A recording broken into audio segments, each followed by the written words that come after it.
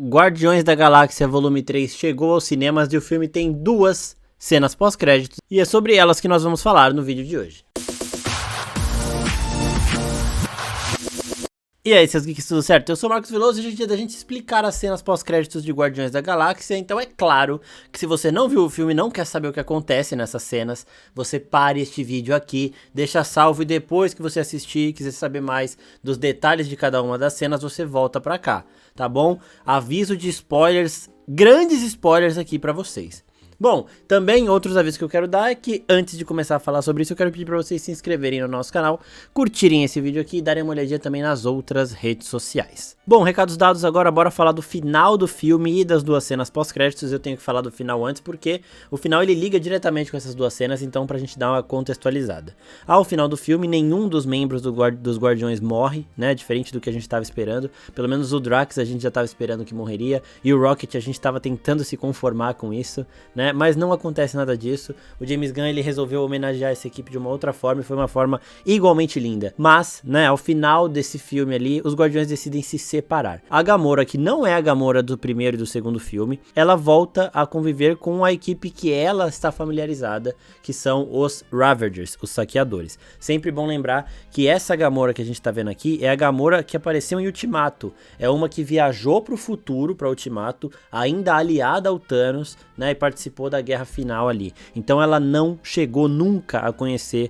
os Guardiões da Galáxia. Por isso que ela não tem essa relação com Peter Quill e isso é uma boa parte também da trama do filme.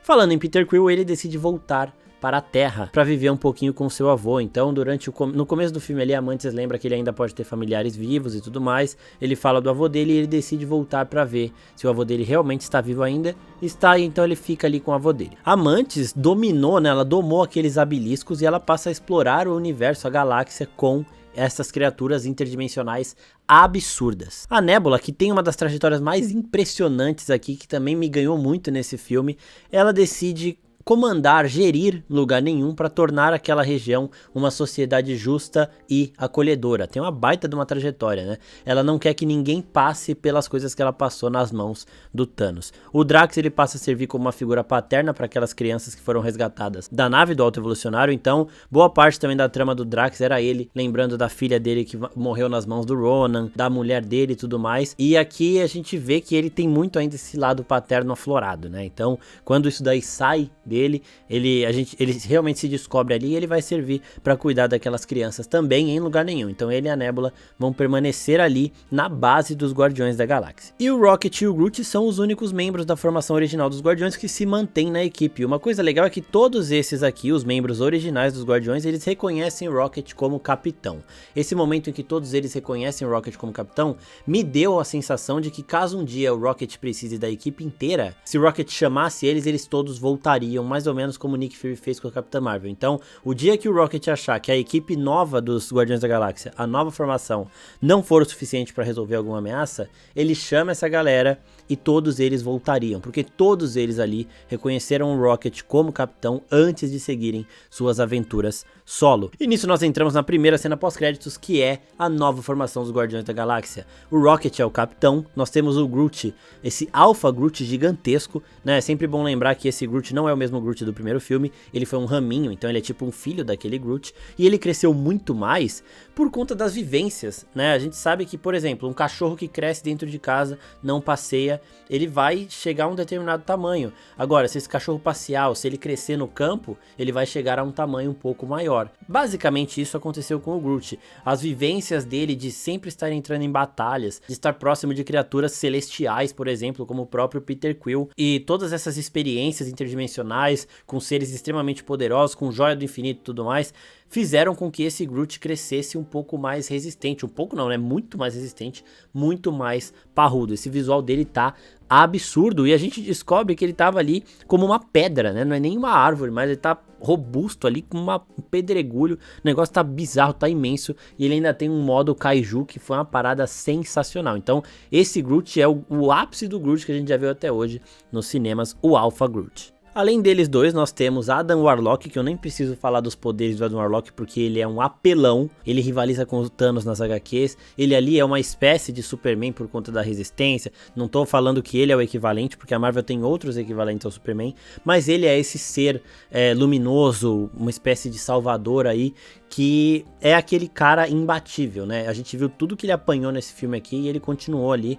porque ele realmente é muito resistente, ele é sim um passo além da evolução dos super-heróis, então, só que ele ainda tem um intelecto de criança ali, vai precisar se desenvolver e ele já tá fazendo isso ao lado dos Guardiões. Junto com eles nós temos o cachorro espacial Cosmo, que tem poderes telepáticos absurdos. O Cosmo, ele ganha a gente muito no filme, né? Muito por conta desse tom descontraído dele, por ser um cachorrinho muito fofo, mas também pelas capacidades, pelas habilidades de telecinese e tudo mais que ele demonstra. E eu tô falando ele porque é o Cosmo mesmo, ele é dublado pela Maria Bakalova, porque o traje de astronauta dele ali que tá usando, ele tem um comando de voz, né? Que transmite a voz do Cosmo e a voz da Maria Bakalova, e pra mim funcionou total, maravilhoso. Eu acho que no filme até tem horas que se referem ao Cosmo como o Cosmo e como a Cosmo, né? Então, e ele também faz parte da nova formação dos Guardiões da Galáxia. Ao lado dele está o Kraglin, que agora sim consegue controlar ali a varinha, aquela agulhinha ali do Yondo. Então ele também tá bem overpowered, porque a gente lembra de tudo que o Yondo era capaz de fazer.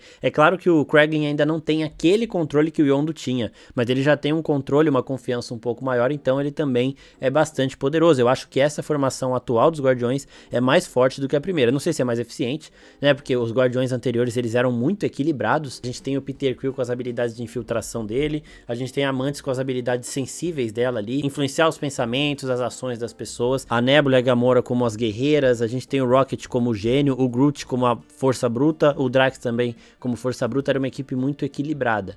Essa equipe aqui tem mais poder bruto, essa atual, mas a antiga ela era mais equilibrada, então eu não consigo definir qual seria melhor, mas essa aqui é mais poderosa. Agora, a grande surpresa dessa formação dos Guardiões é a Fila. A Fila é, no filme, né, dentro do universo cinematográfico da Marvel, ela é uma das crianças ali que é o ápice da evolução criada pelo Alto Evolucionário. Então ela tem capacidades físicas, psicológicas absurdas. E ela é uma referência a Phyla-Vell, que é uma personagem dos quadrinhos também extremamente poderosa, da parte cósmica dos quadrinhos da Marvel, filha do Mar-Vell. O Mar-Vell ele foi adaptado aqui para o universo Marvel de forma diferente, eles não vão ter relação, até porque ela é uma criação sim do Alto Evolucionário. A Phyla-Vell dos quadrinhos ela tem aí alguns poderes cósmicos, ela carrega uma forte espada e tem a capacidade de canalizar e disparar canhões de energia. E isso de canhões de energia, a Fila do UCM aqui de Guardiões da Galáxia, ela deve ter mantido, porque ela tem sim um blaster aqui no punho dela, né, uma espécie de bracelete ali capaz de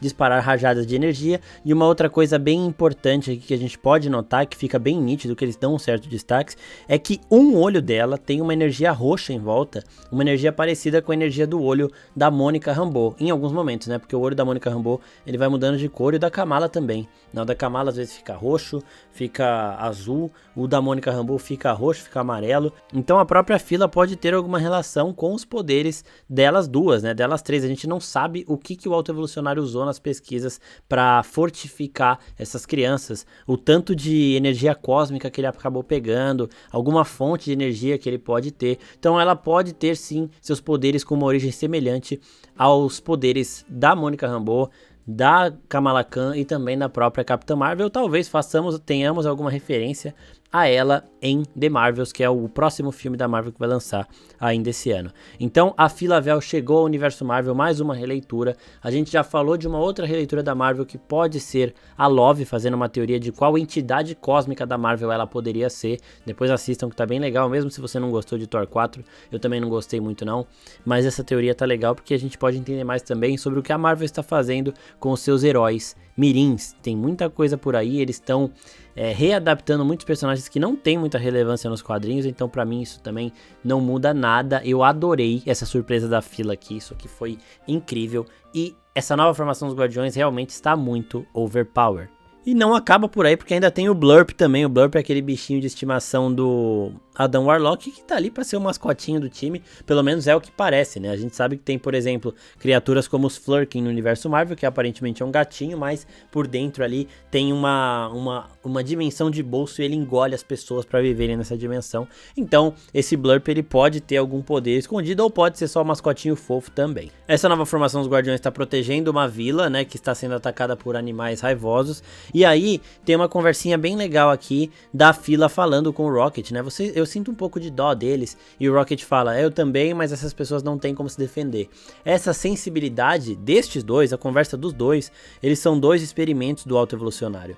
Eles sabem o que o autoevolucionário fazia com qualquer forma de ser vivo. Então eles têm sim essa sensibilidade em relação a qualquer outra criatura, selvagem ou não selvagem, que existir no mundo. Então por isso que eles têm essa conversa. Ela fala que sente dó dessas criaturas que eles vão enfrentar, e o Rocket fala que também sente, que entende ela, só que eles têm que fazer isso porque os aldeões ali, aquela vila, ela não consegue se defender. E essa cena também tem uma coisa muito simbólica, que é mais um recadinho também para o próprio James Gunn e para a forma que ele usa as músicas, né? Antes dessa conversa do Rocket com a Fila, antes deles irem pro ataque, eles estão conversando sobre música. E aí o Rocket, depois que todo mundo fala de seus gostos musicais, o Rocket decide colocar Come and Get Your Love, que é a primeira música que a gente escuta em um filme dos Guardiões da Galáxia. Então naquela primeira cena, o primeiro contato que a gente teve com os Guardiões, que é do Peter Quill roubando o Orb e enfrentando ali os primeiros enviados do Ronan, ele está ouvindo esta música. Então, basicamente, a primeira música que o James Gunn nos apresentou no primeiro Guardiões da Galáxia é tocada também como a última música que o James Gunn nos apresentou ali, se despedindo dos Guardiões da Galáxia. Isso é muito simbólico. E aí eles todos partem pra cima dessa galera, e eu espero mesmo que a gente possa ver mais dessa equipe, porque eu achei uma formação bastante interessante, intrigante, e que pode reservar alguns mistérios muito foda pro futuro. E nós temos agora a segunda cena pós-créditos, que é o Peter Quill de volta à Terra para conversar, para viver ali com o seu avô. Passam a viver uma vida pacata, é uma cena bastante emocionante, e aí depois a gente vê no jornal que o avô do Peter Quill tá lendo que tem algumas coisas bem interessantes. Tem uma homenagenzinha ao cachorro do James Gunn bem no cantinho da tela, mas tem a manchete principal do jornal, que é: Kevin Bacon conta tudo sobre a abdução que ele sofreu. Então, para quem assistiu o especial de Natal de Guardiões da Galáxia, viu que os Guardiões da Galáxia roubaram o Kevin Bacon, levaram ele pro espaço porque quiseram dar o Kevin Bacon de presente de Natal para o Peter Quill, né? Então, o Drax e a Mantis, eles não têm muito essa noção do que é um presente de Natal, né? Eles não sabiam que uma pessoa não pode ser entregue a outra como um presente ali. E eles levaram na melhor das intenções pro Peter, o Kevin Bacon acabou se divertindo lá, fez uma festa, dançou, cantou e depois foi deixado de volta em casa. E aí depois ele foi aos jornais e contou tudo o que ele sabia. Então essa é a manchete ali do jornal. E fora isso, o Peter e o avô dele estão tendo uma conversinha ali de bairro, a boa e velha fofoca de bairro. E ao final dessas duas cenas pós-créditos aparece o legendário Senhor das Estrelas voltará. Star-Lord. Who? Star-Lord, man. Legendary outlaw. Que é uma coisa que também o Peter Quill já fala desde o primeiro filme. Ele se apresentava em todos os lugares como The Legendary Star-Lord. Então ele já teve o seu retorno confirmado. Agora os outros Guardiões, os outros personagens ainda não, mas é aquela parada mais contratual. Se eles quiserem voltar e tiver ali uma história pra voltar, eles vão voltar, tá todo mundo vivo, tá todo mundo atuante, tá todo mundo ativo neste universo. Eu gostaria muito, muito mesmo de ver essa nova formação dos Guardiões em aventuras, com o Rocket como capitão, que é o que mais me empolga nisso tudo, as capacidades da Fila, do Cosmo, do Adam Warlock, tudo ali, esse novo visual do Groot tem que ser usado, tá ligado? Então tem muito potencial, eu espero que eles também voltem, mas o único comprovado, né, o único já confirmado ali é o legendário Star-Lord. Vai voltar talvez com aventuras solo ou aventuras com a sua irmã Mantis, porque o avô dele não é a única família que ele tem neste universo. A Mantis, lembrando, ela é meia-irmã do Peter Quill, porque os dois são filhos do Ego. As cenas pós-créditos são essas. Comenta aqui embaixo se restou alguma dúvida, que a gente pode responder nos comentários mesmo, em alguns shorts, ou também em um outro vídeo, caso a resposta seja mais extensa. A gente ainda vai fazer um vídeo respondendo perguntas com spoilers do filme, então se inscreve no canal, curte esse vídeo aqui, manda para seus amigos que querem saber tudo sobre essas cenas pós-créditos de Guardiões da Galáxia Volume 3, mais um grande filme de James Gunn. É isso, pessoal, muito obrigado, até a próxima, tchau, tchau.